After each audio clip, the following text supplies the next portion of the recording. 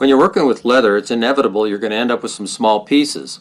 Now, I never throw those things away because there's a use for them, and this is one of those uses.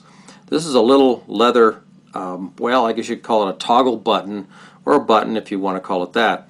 But basically it's just a piece of scrap that I turned into a usable button. Let me show you how to make those. The first thing I did is I took a piece of scrap here and I split it into two strips that are about 6 inches long and about 1.5 inches wide. And I'm just going to work with one of these strips to make my, my button. Start off by slicing off the strip like this. The next thing I want to do is I want to cut from one corner to the other down in here. This may not be exact, but it doesn't matter.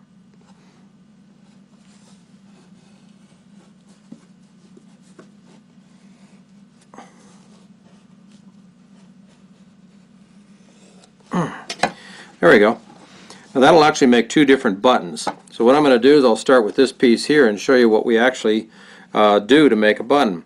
What we want to do is we want to figure out which side is going to be the outside, and I want the outside of the leather to be the outside of the button, and I'll just roll it up with the outside in, like so.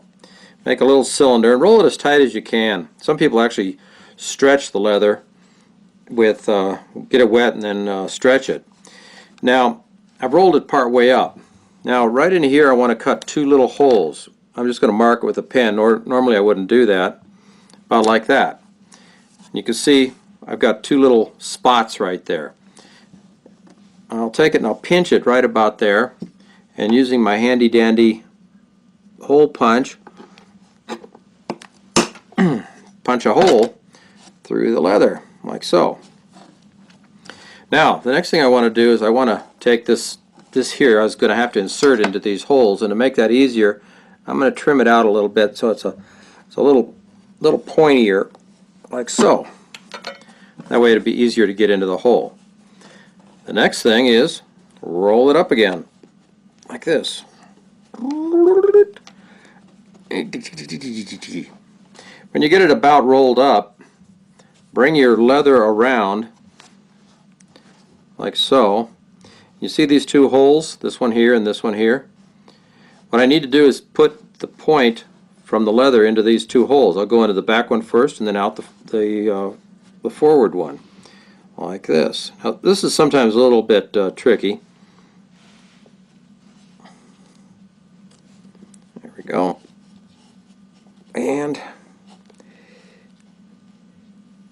like that.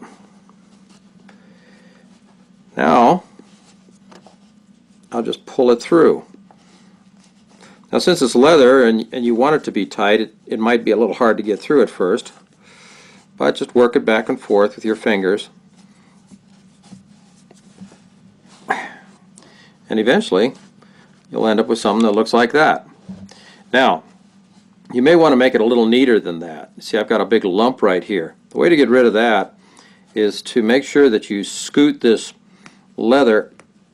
I made it pretty tight here. Scoot this leather in all the way. Make it really tight. There we go.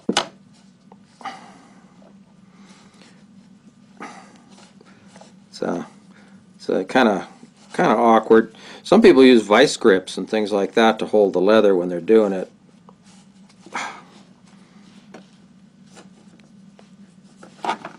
There we go. And that makes your little button. So I've got two different sizes here. Of course, this is a wider piece when I started. This is a narrow one, and it's a duplicate of this piece here. So if I want another button the size of the first one I made, just do the same thing again.